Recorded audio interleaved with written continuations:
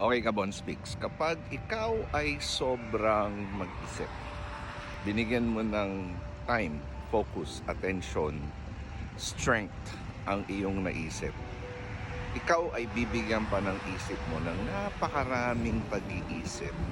Kasi that's how the brain works. The brain is more on safety.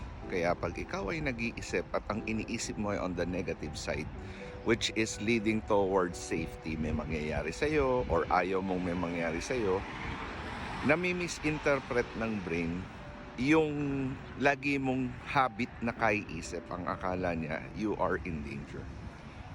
Akala niya, ikaw ay kailangan mo ng tulong, ng marami pang isipin para ma-ensure na ikaw ay safe. Ganyan ang brain. Brain will work on you sa safety.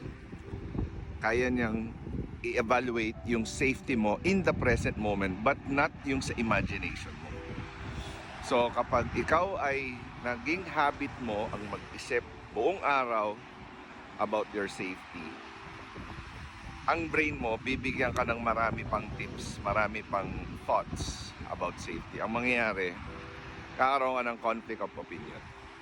Kapag ikaw ay nagkaroon ng conflict of opinion, hindi ka na makakapag-decide kung anong gagawin mo. So, malilito ka na. So, para ma-break itong habit na to, all you have to do is close your eyes, do deep breathing, and start practicing living in the present moment. Kasi yung presence is the generous present moment. Pag ito naging habit mo, mawawala ang suffering mo. Kaya mo yan.